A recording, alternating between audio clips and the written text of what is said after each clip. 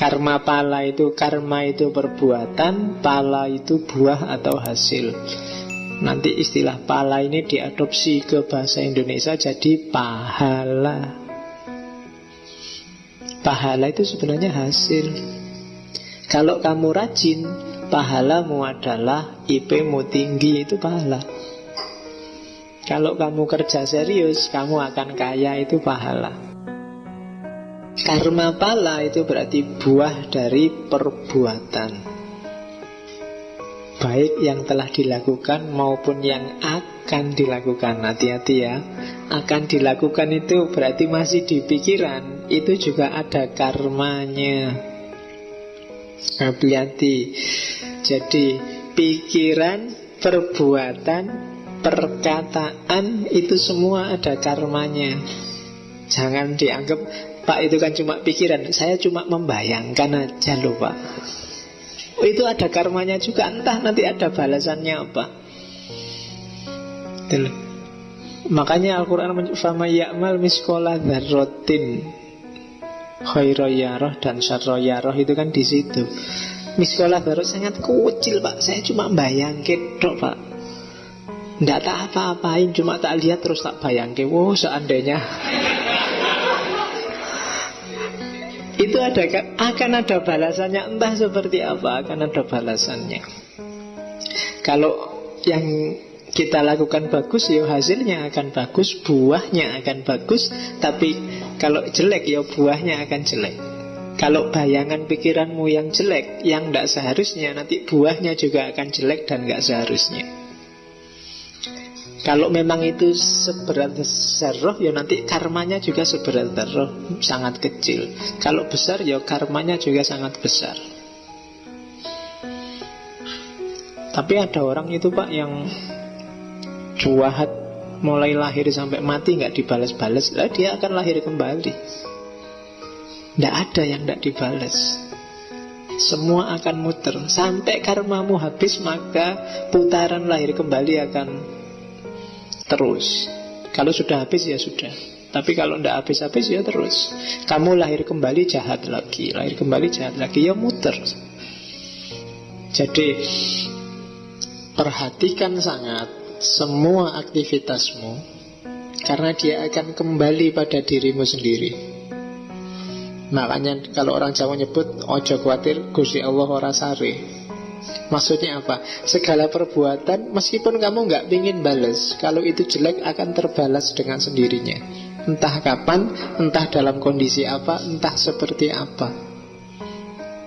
Itu karma pala. Kamu merasa, Pak, saya itu perasaan sejak kecil baik loh Pak, saya nggak pernah jahat sama sekali, kok hidupku susah terus Pak. Kalau dalam konsep Hinduisme, itu mungkin balasan dari hidupmu sebelumnya, utang yang harus kamu bayar sekarang. Kalau kamu sabar sekarang, berarti lunas utangmu, kamu bisa naik kelas. Tapi kalau enggak, ya kamu akan mengulang kelas yang sama. Makanya orang selalu nasihat paling dahsyat dan paling susah di jalan itu kan sabar.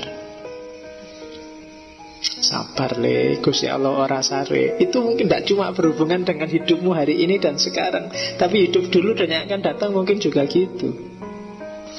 Harus diperhatikan. Kalau kamu jahat luar biasa, pun kamu bisa lahir kembali dengan jahat dan luar biasa, dan akan terus begitu. Ya syukur-syukur kalau kemarin utangmu 100, di hidup sekarang dibayar 50, besok tinggal 50. Nah, tapi kalau sudah tinggal 50, besok jangan ditambahi lagi, tapi selesaikan sisanya, jangan malah nambah, nanti balik 100 lagi.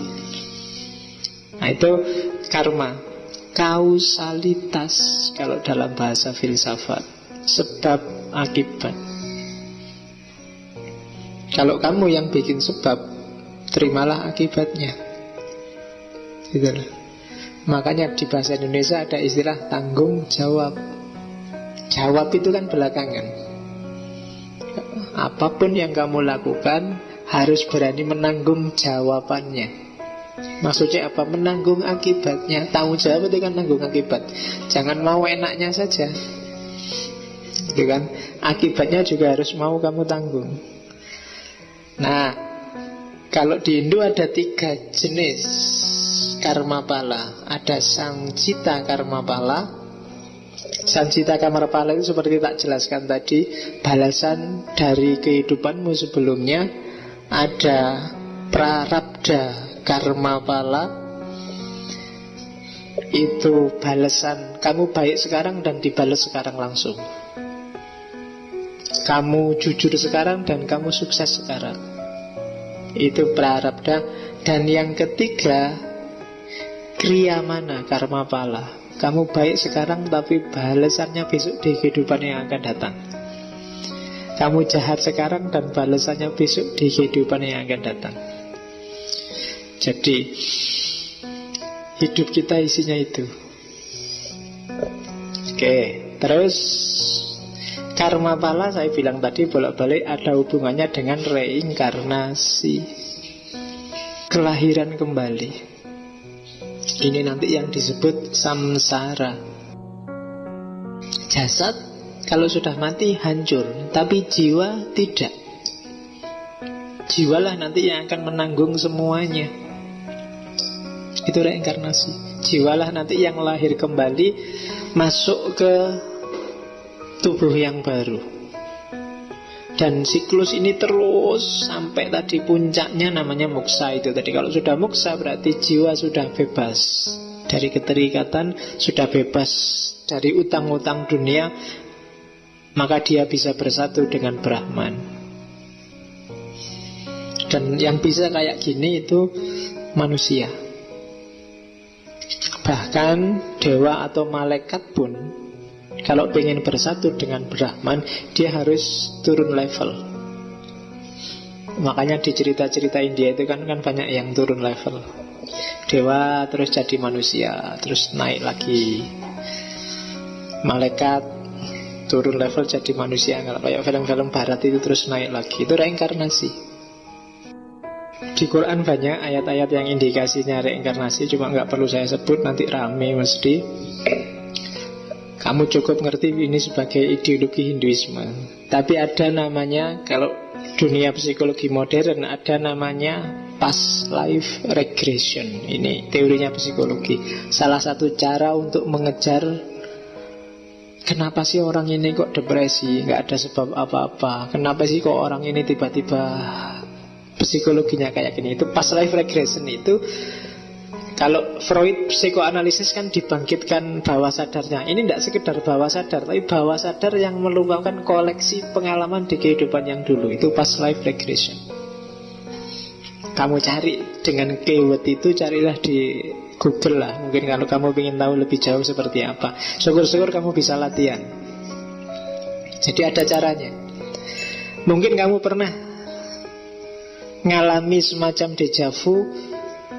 Kamu gak pernah ke situ, tapi begitu ke situ, kayaknya kok pernah ke sini ya. Itu bisa dikejar pakai past life regression. Jangan-jangan memang di kehidupanmu yang dulu kamu ada hubungannya dengan tempat itu. Atau ketemu orang, gak pernah sama sekali ketemu orang, begitu ketemu kayak sudah pernah ketemu lama ya sama orang ini. Ya di mana ya gak ketemu. Itu bisa, namanya past life regression. Jadi ada hubungannya dengan kehidupanmu yang dulu. Makanya orang kadang-kadang watak itu terbangun, kalau di teorinya Hinduisme, sebelum di kehidupan sebelumnya. Orang yang di kehidupan sebelumnya panglima perang, itu pun di kelahirannya kembali jadi apapun dia susah meninggalkan watak aslinya. Oke, saya nggak perlu jelaskan panjang lebar. Yang penting mekanismenya seperti itu. Itulah reinkarnasi, kelahiran kembali. Jadi ya mungkin di antara yang ada di sini, mungkin dulunya ada yang mantan panglima perang, apa mantan raja, apa mantan filosof, apa mantan apa, kan siapa sih ngerti. Ya, kalau kamu lihat di YouTube itu, aktivitas past life regression itu orangnya agak dihipnotis biasanya. Terus dia bisa memerankan dirinya sebagaimana kehidupannya di masa lalu. Kalau di masa lalu penyanyi, dia bisa nyanyi, tapi nyanyi kayak dulu. Ada sangat banyak sekarang buku-buku tentang reinkarnasi, ya silahkan kamu baca sendiri. Karena beberapa tokoh sufi di dunia Islam juga menyepakati reinkarnasi, meskipun mungkin kamu jarang menjelajahi, termasuk Ibnu Arabi. Tapi ada beberapa yang lain yang arahnya menyepakati ini. Tapi kalau di Sunni memang tidak populer. Kalau di Sunni satu tubuh satu jiwa, dan nanti berakhir di surga dan neraka. Ya tidak apa-apa, itu kan percaya tidak percaya kan, akidahnya beda-beda.